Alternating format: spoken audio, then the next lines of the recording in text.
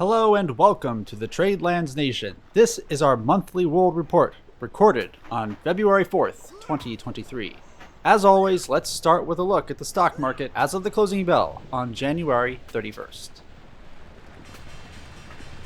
The MNG 15 index closes at 27,724, losing 1,014 points.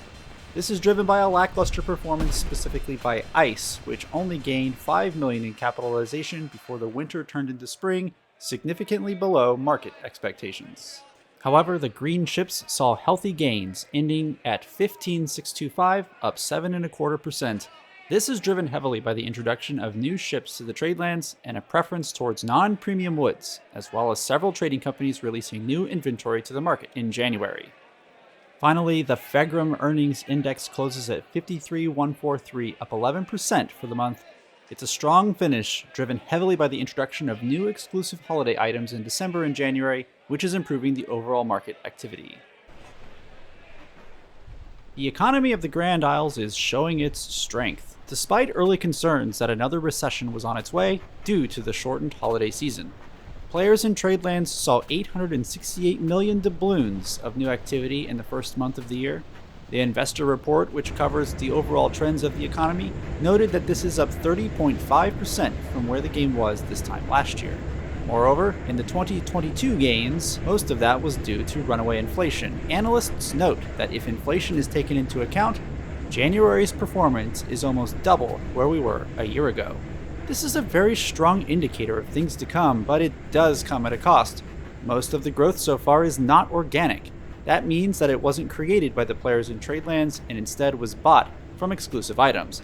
Trading is being done mainly because of the winter event items, which are no longer on sale. In order for the economic growth that we saw in January to continue, new items will have to make their way into Tradelands.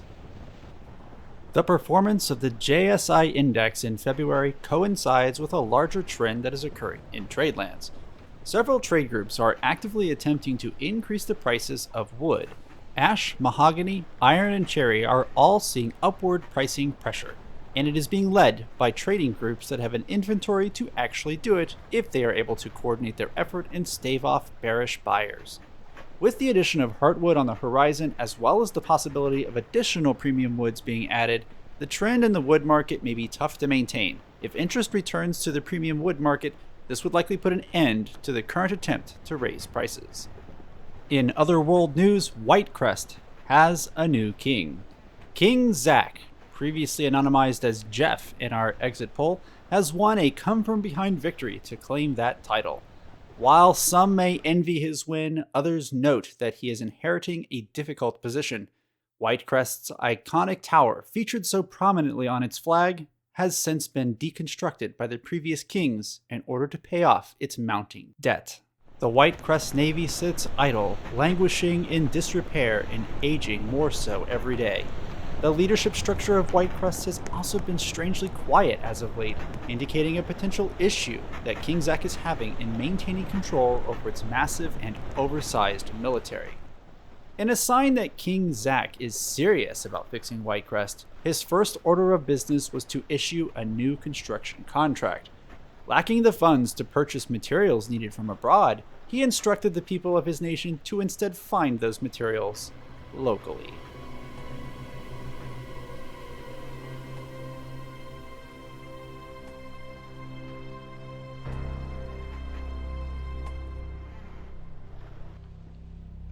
Nothing remains in what was once an oaken paradise in Tradelands.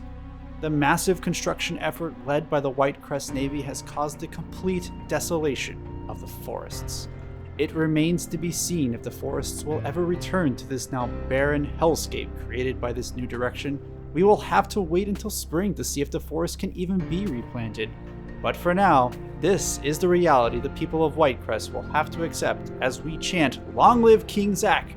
in the hopes that our Navy will use these resources to bring new hope back to the civilians of the Tradelands. In fact, the Whitecrest Navy appears to be using its newfound strength to benefit the people of Tradelands already. In a joint alliance with Nova Balreska, Whitecrest forces participated in the Battle of Pelican's Landing, where a coalition force defeated the pirates as they attempted to capture Fort Werner. Analysts have noted that the armies of Whitecrest took heavy losses during this fight. Leaders of both nations have argued that Nova Balreska is not doing their fair share of the fighting, leaving Whitecrest as the only one defending the people of the Tradelands. Rumor has it that Whitecrest has demanded compensation from Nova in order to pay for its part of the war, which ultimately led Whitecrest to pull out at the end of the month after Nova rejected their demand. But since that moment, Nova Balreska has been on the defensive, losing a series of battles. The Blackwind pirates have since broken the blockade of Blackwind Cove, and Fort Werner is once again being assaulted. To make matters worse, Whitecrest has declared itself an open port. In what may be one of the most unexpected diplomatic reversals of all time, Blackwind flags fly openly at the port of Whitecrest. This comes after the King's Public Relations Office made a statement to Blackwind in a most likely misinterpreted quote, "We welcome all pirates looking to continue their work free of the confines of the Nova Balreskan War. At Whitecrest, we welcome you all with our arms in the open."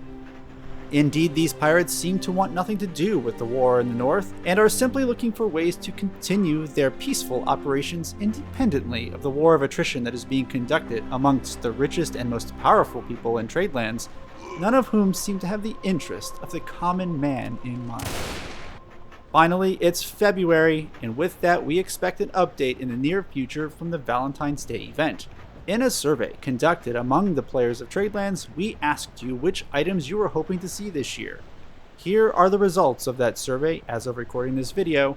We will keep the poll open and extend it for a few days longer, and will report the results if anything significant has changed. And finally, the Tradelands Nation is conducting a series of naval combat tests. To prepare you all, here is the early standings of those ships. We are only about 1/3 of the way through our tests. But here are the top 5 ships that are vying for the ever-prominent S-tier rating. A lot can change, as we still have hundreds of more tests to do and head-to-head matches to play, and a lot can and will change. That will do it for this edition of the Monthly World Report. Thank you all for watching, and happy trading, everyone.